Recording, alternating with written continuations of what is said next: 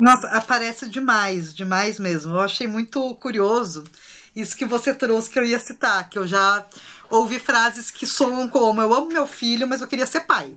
Porque seu pai tem uma outra carga, é muito diferente. Parece que o que me trazem é que a paternidade parece mais leve.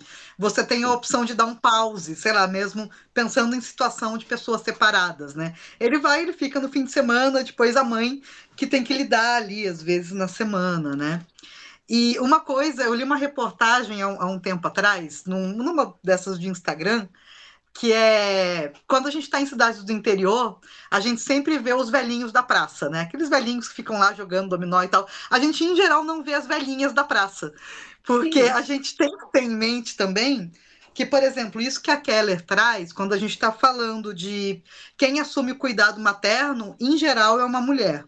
Então a gente tem um recorte de gênero muito específico aí, que é esse cuidado com a criança, ele, em geral, principalmente no primeiro momento de vida, é com a mulher, tem aquela coisa da amamentação, desse primeiro momento, mas é culturalmente aceito que a mulher seja colocada nesse lugar de cuidado. E aí, seja cuidados paliativos, cuidados com idosos, cuidados com a casa, cuidados de planejamento, de planejar o que vai jantar, planejar o que vai comprar no mercado, se planejar financeiramente, né? Um ponto que você traz também, que eu queria até, antes de ir para esse recorte de gênero, pensar na maternidade, é que vem tanto a maternidade quanto as mulheres que optam por não ter filhos, vem com uma carga de culpa muito grande. E a culpa deixa a gente exausta o tempo todo, né? é. Tem um livro também. Hoje eu tô cheio de livro, hein? Bom, o assunto maternidade é um assunto que acaba sendo bem forte para mim, né? Tem um livro que chama O Conflito, a Mulher e a Mãe. Nesse livro fala bastante sobre isso, né? Essa coisa de que eu quero ser mãe, mas eu também não posso esquecer de que eu sou mulher. Às vezes a mulher fica tão aí, né, fusionada nesse filho, que ela vai deixando de tudo. E aí o que você trouxe, né? Geralmente a gente vê os velhinhos da praça, mas a gente não vê as velhinhas da praça. Porque por conta disso, às vezes as mulheres não se dão nem o direito de ter um hobby, de ter um tempo de descanso, de poder sentar ali e ficar Uhum, sentado, ficar sem fazer nada, né? A mulher não se dá esse direito, muitas vezes, de sentar e não fazer nada. Ela parece que está uhum. sempre produzindo algo, fazendo algo, cuidando de algo, né? Vai para aquela coisa da. Parece que a pessoa tem que ser útil, né? Tem a questão da pessoa ter uma vida muito, muito utilitária mesmo, né? Uma coisa que eu achei aqui, existe uma ONG que chama ONG Think Olga. Ela aponta, é um relatório que chama Esgotadas, que fala muito sobre o cansaço feminino.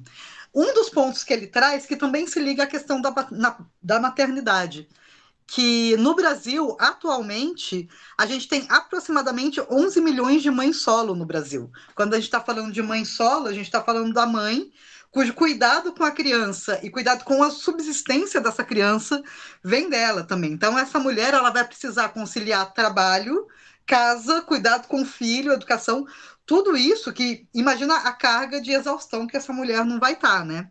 Em Pra, 24 horas. em 24 horas. Sim. E a gente não pode esquecer que ela tem que comer, beber e dormir. Exatamente. E transporte público, porque em geral tem isso, né? A Sim, pessoa vai atravessar a cidade de ônibus. E uma outra coisa também, pensando em núcleos familiares mais tradicionais, homem, mulher, crianças e tal, a jornada de trabalho doméstico das mulheres é, em geral, 9 horas maior que a dos. Opa! A jornada de trabalho doméstico das mulheres por semana, em geral, é 9 horas maior que a dos homens. Então, quer dizer que por semana a gente está, além do trabalho, além de cuidar da criança, além de tudo, 9 horas a mais a gente está trabalhando para. Isso não está contando o trabalho mental, tá? A gente está falando do trabalho de manter a casa, de arrumar, de, enfim, varrer e tudo mais. Então, tudo isso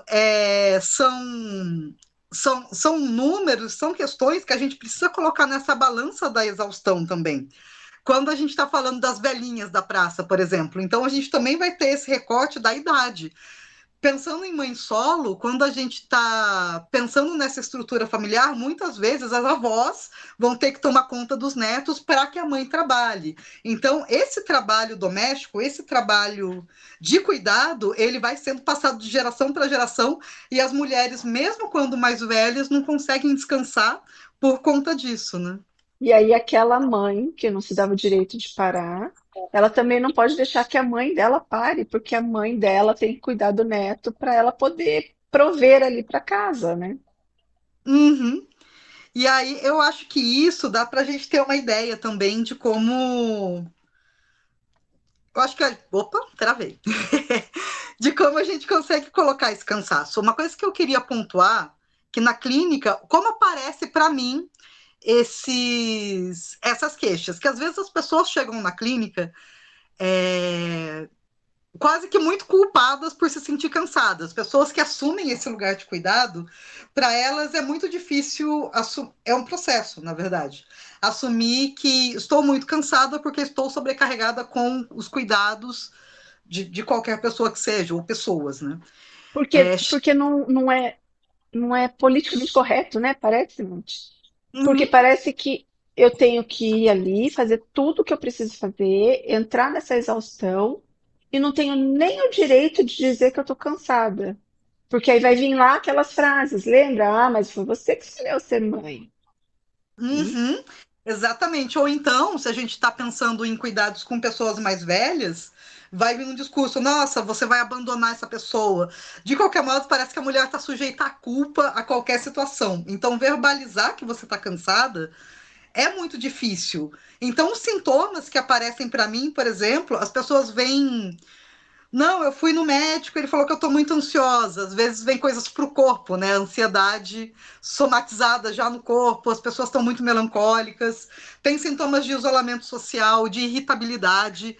E aí a mulher pode estar irritada, e aí as pessoas da casa estão todas falando: não, mas você está impossível, mas não dá para conversar com você, mas você está muito irritada. E aí a pessoa chega com essa queixa, quase como falando: olha, tem algo errado comigo.